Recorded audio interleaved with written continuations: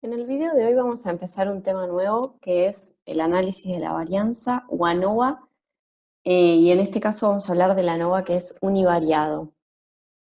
Y antes de comenzar con este tema, quiero recordarles que tenemos dentro del mundo clásico un mundo que es paramétrico y otro no paramétrico, o hay técnicas de análisis que siguen parámetros y otras que no. En el caso de las pruebas que estuvimos viendo para comparar dos grupos, dentro de la visión paramétrica estaba la prueba de Student, por ejemplo, para muestras independientes, que tiene su espejo dentro del mundo no paramétrico, en la que sería la prueba de Mann-Whitney. Y cuando trabajamos con el test de Student para muestras pareadas, lo que podemos utilizar dentro de esa misma metodología, pero en un aspecto no paramétrico, sería la prueba de Wilcoxon. Y estas decisiones en las metodologías tienen que ver básicamente con si hay normalidad o no en la variable de estudio con la que estamos trabajando, y también por qué estos dos caminos, porque tienen que ver si las muestras que queremos comparar son independientes o no. Entonces, por un lado, en este mundo hablaríamos de que hay normalidad de la variable de estudio para muestras independientes o para muestras que no son independientes o son pareadas, apareadas o emparejadas. Y en este camino o en esta perspectiva de la estadística, no habría una distribución normal en esa variable que estamos estudiando, para la situación en la que comparamos grupos independientes o dos muestras independientes versus cuando esas muestras no son independientes y pertenecen, por ejemplo, a los mismos individuos antes y después de un determinado tratamiento. Esta situación que estuvimos viendo tiene que ver con dos grupos, dos muestras, dos situaciones. ¿Cuándo vamos a utilizar el análisis de la varianza? Lo vamos a utilizar cuando queremos comparar una variable cuantitativa continua entre tres o más grupos. Y utilizamos esa prueba dentro del contexto paramétrico, y ahora vamos a ver por qué. Y su prueba, digamos, análoga o con la que podemos compararlo dentro de esta perspectiva no paramétrica, que la vamos a ver más adelante, es la prueba de Kruskal-Wallis. Y bueno, y si hablamos de análisis de la varianza, en realidad lo primero que tenemos que hacer es definir qué es la varianza. Y la varianza es una medida de dispersión, es una medida de cuánto se alejan los datos de la variable que estemos estudiando en relación a la media. Y si ven la fórmula que está proyectada, nos muestra que tiene un numerador que, en donde está la clave de lo que acabo de decir, que es cada uno de los datos que estamos estudiando menos la media, y a esa resta se le eleva al cuadrado, y después se hace la sumatoria de esas elevaciones al cuadrado. Y ese término se lo conoce como suma de cuadrados. Y el denominador es n-1, que serían la cantidad de datos que tenemos, menos 1, que no es nada más ni nada menos que los grados de libertad. Entonces, cada vez que calculamos una varianza, estamos dividiendo una suma de cuadrados en relación a ciertos grados de libertad. Bien, otra medida relacionada, o que tiene una relación directa con la varianza, es el desvío estándar, que es básicamente la raíz cuadrada de la varianza. Y lo que mide es cuán dispersos están los datos alrededor de la media. Lo que pasa es que en este caso el desvío estándar tiene la unidad de la variable de estudio, porque la varianza al estar elevada al cuadrado no tiene unidad. En cambio el desvío estándar sí, lleva la unidad de la variable que estamos estudiando. Y algunas cuestiones, digamos, algunos razonamientos en cuanto al desvío estándar, podemos pensarlos como que cuando hay un desvío estándar bajo, esto indica que la mayor parte de los datos de una determinada muestra tienden a estar agrupados cerca de su media. Y lo opuesto si pensamos en un desvío estándar que sea alto. Vamos a tener datos que van a estar desagrupados o van a estar alejados en relación a la media aritmética. Bueno, ¿para qué nos sirve el ANOVA o el análisis de la varianza? ¿O cuál es el objetivo que tiene este análisis? El objetivo es comparar la media de una determinada variable entre 3 o más grupos. ¿Por qué entre 3 o más? Porque si estamos trabajando con 2 grupos, ya sabemos que tenemos una prueba específica para esa situación, que es el test de student. Ahora, cuando tenemos 3 o más grupos, pasamos a la ANOVA. De cualquier manera, hay situaciones donde los resultados de la ANOVA son intercompatibles con el test de T, y esto implica que uno podría utilizar ANOVA para comparar 2 grupos. No es que no se pueda. Pero como ya tenemos una prueba específica para 2 grupos, la recomendación es que para comparar 2 grupos se use el test de T y para comparar 3 o más grupos se utilice la ANOVA. Una cuestión importante es que la variable de estudio con la que vamos a trabajar debe ser cuantitativa continua. Y este es uno de los supuestos teóricos del análisis de la varianza. Y como ya les había dicho, bueno, la variable factor o la que agrupa o la variable categórica va a tener por lo menos 3 niveles, que es esto que les decía de 3 o más grupos. ¿Qué podemos considerar como variables de estudios para utilizar ANOVA? Cualquiera que sea cuantitativa continua. Por ejemplo, el peso, la altura, el largo, el índice de masa corporal, la edad de los individuos cuando la evaluamos de manera decimal, cualquiera de esas situaciones es una variable cuantitativa continua. Y si no tenemos eso de base, podríamos preguntarnos, bueno, si la variable no es cuantitativa continua, ¿yo puedo utilizar ANOVA o está invalidado? Y la respuesta es que podría solamente si yo transformo esa variable de estudio para que esos datos en definitiva se terminen transformando, valga la redundancia, o convirtiendo en en datos continuos. Entonces, el origen tiene que ser un dato o una variable cuantitativa continua. Pero si no estamos en presencia de ese tipo de variables, deberíamos transformarlas para que se conviertan en cuantitativas continuas. O sea, que eso nos indica que básicamente es el primer supuesto o la primera validación que tenemos que realizar para poder conducir este análisis. Que la variable de estudio sea cuantitativa continua o al menos se mida a nivel de intervalos. El segundo supuesto, ya que hay 4, es la independencia de las observaciones. Y esto implica que cada vez que tomamos una muestra, esa muestra no debe depender de la anterior, en el sentido de que vamos al campo, tomamos una muestra, tomamos otra, esa segunda no tiene que depender de la primera. Y a eso se le llama a que estas observaciones sean independientes. Y sobre los otros 2 supuestos me voy a detener bastante, porque tienen implicancias para tomar decisiones metodológicas. En principio, me queda mencionarles que los residuos deben seguir una distribución normal. Y ahora vamos a ver lo que es un residuo y por qué esta cuestión, o cómo se evalúa en realidad que esos residuos sigan una distribución o se ajusten a una distribución normal. Y el cuarto supuesto es que haya homoceasticidad u homogeneidad de varianzas. Así que vamos a empezar con qué significan o qué involucra esto de los residuos.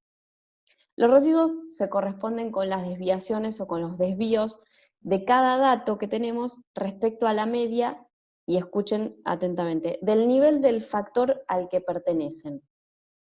Esto quiere decir que vamos a tener, por ejemplo, los datos, que acá están simplificados, porque fíjense que en realidad no estamos viendo decimales, pero quería hacer un ejemplo muy sencillo para que se entienda cómo se calcula un residuo.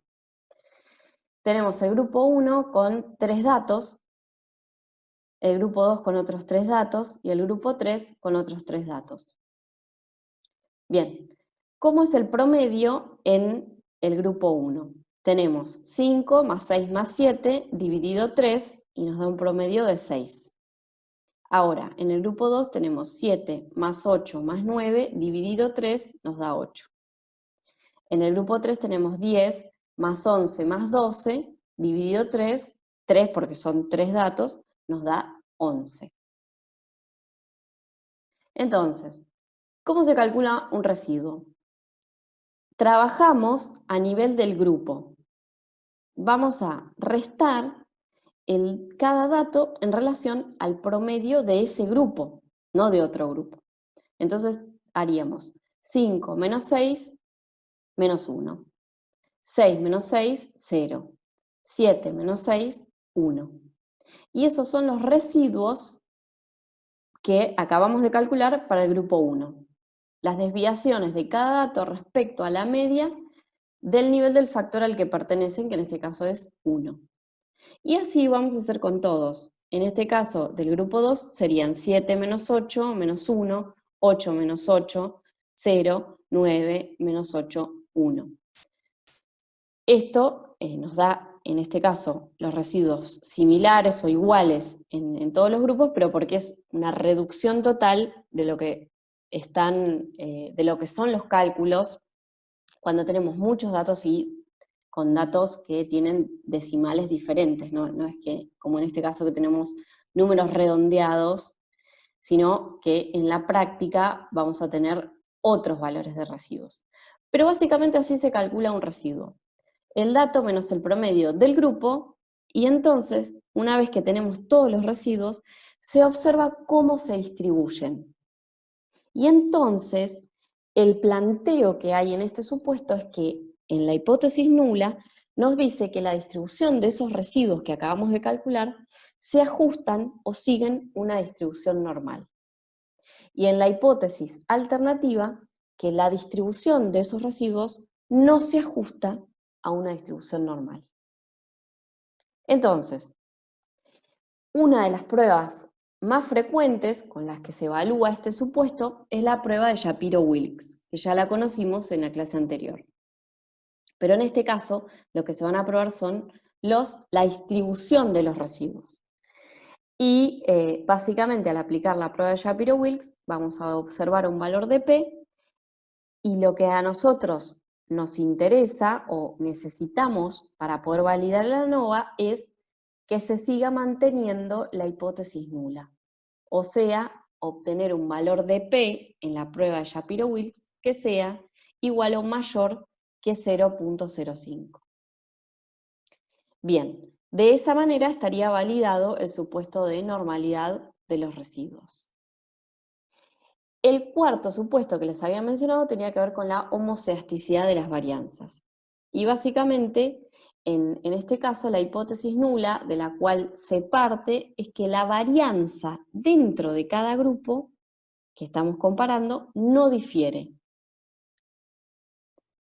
Fíjense entonces en un ejemplo muy sencillo, otra vez trabajamos con 3 grupos y dentro de cada uno de esos grupos tenemos 3 datos. Si nos fijamos en los datos para el grupo 1, vamos a ver que rondan entre 5, 5,3 y 5,5 y el promedio es 5,27. Y cuando hacemos cada dato respecto al promedio, lo elevamos al cuadrado, sumamos esos términos y luego los dividimos por los grados de libertad, vamos a obtener la varianza intragrupal, o sea, dentro de este grupo. En este caso, vemos que hay una varianza igual a 0,063. Ahora miremos el grupo 2. Tenemos valores de 15, 15,3 y 15,5. Cuando hacemos el promedio nos da 15,27.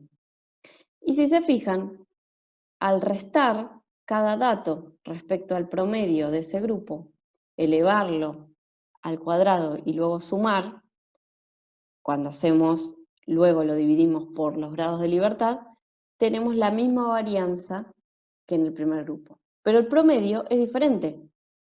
Fíjense, para el tercer grupo también, ¿qué ocurre? El promedio ronda los 20 y sin embargo la variación que tiene interna, fíjense, de 0.3, 0.5, 0.3, 0.5, 0.3, 0.5, de diferencia interna. El promedio difiere, pero la varianza o la variación no. Entonces eso es lo que plantea el supuesto de homocedasticidad de las varianzas, que los promedios de los grupos pueden ser diferentes, porque si no, no tendría sentido comparar algo que ya sabemos de base que es igual. Pero la variación interna no debe ser diferente. Entonces, básicamente el contraste sería que las varianzas en el grupo 1, la varianza en el grupo 1 no difiere de la varianza del grupo 2, del grupo 3, del grupo N, los que sea que tengamos, y la hipótesis alternativa nos dice que al menos un par de varianzas difieren entre sí. Varias pruebas se pueden utilizar para trabajar en esta evaluación de la homocedasticidad. Dos de las más comunes o las más frecuentes o de las que más se utilizan son la prueba de Leven y la prueba de Bartlett. Y básicamente lo que necesitamos en este caso es que, para validar el supuesto, estas pruebas arrojen valores de P iguales o mayores que 0.05, por tanto, no rechacemos la hipótesis nula de que hay homocedasticidad de varianzas, o que la varianza 1 no difiere de la varianza 2, no difiere de la varianza 3, etc. Bien. Esto es lo que nos pide el ANOVA, que se cumplan los supuestos, que se validen. Por tanto, tenemos las situaciones que ya les mencionaba. Si cumplimos con la normalidad de los residuos y homocedasticidad de las varianzas, en ambas pruebas vamos a tener valores P mayores o iguales que 0.05, y esto va a implicar que no se rechaza el H0 y por tanto el ANOVA se encuentra validado. Pero puede ocurrir varias situaciones donde tengamos normalidad en los residuos, pero no tengamos homocedasticidad de las varianzas. O puede ocurrir lo contrario, que no tengamos normalidad de los residuos, pero sí tengamos homocedasticidad de varianzas. O la tercera es que no cumplamos con ninguno de los supuestos, o sea que en ambas pruebas obtengamos un valor de P menor que 0,05 y por tanto vamos a rechazar la hipótesis nula y el ANOVA, en estos casos, va a quedar invalidado. Y bueno, sobre los supuestos voy a volver más adelante, pero como estamos hablando del análisis de la varianza, en ningún momento les dije, y ahora estaría interesante mencionarlo, ¿quién fue el creador? Fue Ronald Fisher, el creador de esta prueba y también de la prueba exacta de Fisher, que ya la conocen de los primeros temas del año. Y Fisher fue un biólogo y estadístico inglés que además utilizó sus conocimientos matemáticos para combinarlos con cuestiones de selección natural y se dedicó a realizar, o fue uno de los adeptos de una nueva síntesis del darwinismo, que se conoce como síntesis evolutiva moderna o neodarwinismo. El neodarwinismo lo que implica es, a muy grandes rasgos, la integración de la teoría de la evolución de las especies por selección natural, que es de Darwin, con la teoría genética de Mendel como base de la herencia genética, también la mutación aleatoria como fuente de variación y la genética de poblaciones.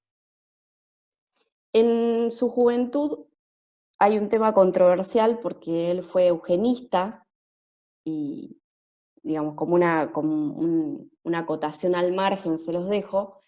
Es un tema controversial porque la eugenesia es una filosofía social que básicamente defiende la mejora de los rasgos hereditarios humanos mediante formas de intervención manipulada y métodos selectivos de los individuos.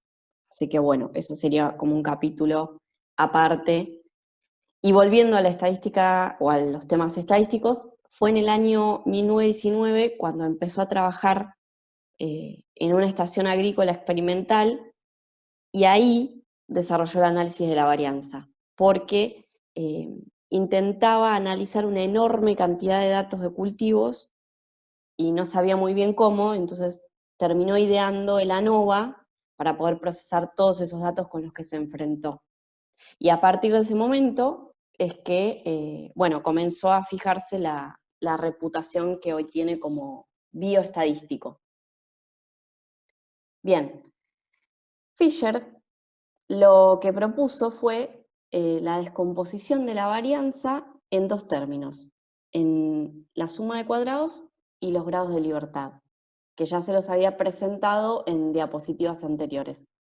Pero además, él decía que la variación total en cualquier situación puede ser separada o puede ser identificada en dos fuentes, en una varianza o en una fuente de variación entre los grupos y en una variación intragrupal o adentro de cada uno de esos grupos. Entonces, terminó presentando una tabla resumen con una varianza total que tiene una suma de cuadrados total y los grados de libertad totales, que fueron, digamos, los que les mostré en la fórmula general, cada dato respecto a la media total elevado al cuadrado y luego la sumatoria de todas esas elevaciones al cuadrado, y si lo dividimos por la cantidad de datos totales menos 1, o sea, los grados de libertad totales, vamos a obtener la varianza total. Bien, pero él decía que esa variación total puede descomponerse en una variación entre grupos y una variación intragrupal. ¿Y por qué descomponer la varianza en estos dos términos? Porque las varianzas no se pueden restar o sumar, pero cuando tenemos esa descomposición de sumas de cuadrados y de grados de libertad, sí podemos. O sea, que si calculamos, por ejemplo, la suma de cuadrados intragrupos, que ahora vamos a ver cómo se calcula, y también tenemos los grados de libertad intragrupos, nosotros podríamos hacer una resta de la suma de cuadrados totales menos la suma de cuadrados intragrupos y obtenemos la suma de cuadrados entre los grupos. Lo mismo con los grados de libertad. Los grados de libertad totales menos los grados de libertad intragrupo nos van a dar los grados de libertad que hay entre los grupos. Bien, ahora vamos a ir a las fórmulas específicas. Pero sepan que al tener todos estos términos, podemos reconstituir las varianzas. O sea, si yo hago la suma de cuadrados entre grupos dividido los grados de libertad entre los grupos, voy a obtener el cuadrado medio o varianza entre los grupos, que es esto que está presentado acá. Si hago la suma de cuadrados intragrupos dividido los grados de libertad intragrupos, voy a obtener el cuadrado medio o la varianza intragrupal. Y lo que dijo Fisher es que si hacemos una razón o si dividimos la varianza entre los grupos dividido la varianza intragrupal, vamos a obtener un índice o una razón que luego se llamó razón F por Fisher. Ven cómo se presenta en la fórmula, varianza entre dividido varianza intragrupal. Y con este índice vamos a tomar determinadas decisiones. Bueno, una vez que obtuvimos esa razón de Fisher, o ese índice, en aquel entonces, en, digamos, 1900, lo que se hacía era básicamente compararlo contra una razón tabulada o una tabla, que ahora la vamos a conocer, que combina los grados de libertad entre grupos y los grados de libertad intragrupos y se obtiene un valor crítico que si se vence, se encuentran básicamente diferencias significativas. Y si no se vence ese valor, las diferencias no serían significativas. Que básicamente digamos, es el objetivo de la ANOVA. Saber si hay diferencias significativas o no entre los grupos. Bien, hoy en día podemos comparar con una tabla, pero también ya hay mucho software que nos permite obtener directamente el valor de P de la razón de Fisher que obtuvimos de nuestros cálculos, que nos va a permitir rechazar o no la hipótesis nula. Bien, ¿qué hipótesis nula? Porque estoy mencionando que hay diferencias significativas o no hay diferencias significativas, pero todavía no vimos cuál es el contraste de hipótesis que hay en el ANOVA. Estuvimos viendo los contrastes de hipótesis de los supuestos, que deben ser validados. Bien, eso es por un lado. Ahora tenemos que pensar cuál es el contraste de hipótesis que hay en el análisis de la varianza. Y el contraste de hipótesis que plantea este análisis es una hipótesis nula que nos menciona que la media en el grupo 1 no difiere de la media en el grupo 2, no difiere de la media en el grupo 3 o de la cantidad de grupos que sea que tengamos, n. Y la hipótesis alternativa dice que al menos un par de medias difieren entre sí. Entonces, algo que nos podemos preguntar es, ¿por qué el contraste del análisis de la varianza está hablando de medias si esto es un análisis de la varianza? Si se fijan en la fórmula de cálculo de la varianza, cuando estamos calculando cada dato respecto a la media elevado al cuadrado, luego le hacemos la sumatoria y lo dividimos por los grados de libertad, básicamente todo el tiempo estamos haciendo una medida que va en relación a la media de la muestra. Entonces, media y varianza se encuentran intrínsecamente o muy estrechamente relacionadas. Por eso, en el contraste de hipótesis de la ANOVA, van a ver que el contraste se habla en relación a los promedios o medias, no las varianzas. Esta sería una de las explicaciones por las cuales ese contraste tiene que ver con la media. Bien, obtenido un determinado valor P, un valor P que corresponde a esa razón de Fisher que les estaba comentando, vamos a tomar la decisión con la que ya estamos acostumbrados a razonar. Entonces, si el valor P es igual o mayor que 0,05, no vamos a rechazar la hipótesis nula y entonces vamos a decir que no se observan diferencias significativas entre esas medias que estuvimos analizando. Caso contrario, si el valor P es menor que 0,05, vamos a rechazar la hipótesis nula y entonces, si rechazamos esa hipótesis nula, implica que se observan o estamos demostrando que hay diferencias significativas entre algún par de medias, pero no sabemos entre cuáles medias se encuentran esas diferencias, porque acuérdense que en este análisis estamos evaluando 3 o más grupos. Entonces, estamos diciendo que hay diferencias significativas, pero todavía no sabemos dónde, porque no son 2 grupos como en el test de T. Entonces, en estos casos, el análisis de la varianza no termina acá. Y hay un paso más, que lo vamos a ver más adelante, que son las pruebas post-hoc o pruebas de comparaciones múltiples a posteriori. Que esas pruebas lo que nos van a permitir es ver dónde se encuentran específicamente esas diferencias significativas. Pero bueno, eso lo vamos a ver más adelante. Entonces, ahora quiero hacer un resumen como para que vean los pasos que hay que seguir en una ANOVA. Primero, debemos cumplir o validar los supuestos teóricos. Luego, una vez que se cumplieron o se validaron esos supuestos, vamos a realizar la tabla de ANOVA que les presenté hace un ratito para obtener una razón de Fisher y el valor P.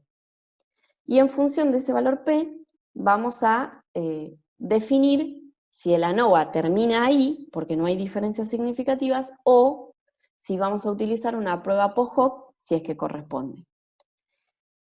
Y finalmente, en función de estas cuestiones, vamos a concluir qué es lo que obtuvimos en ese análisis.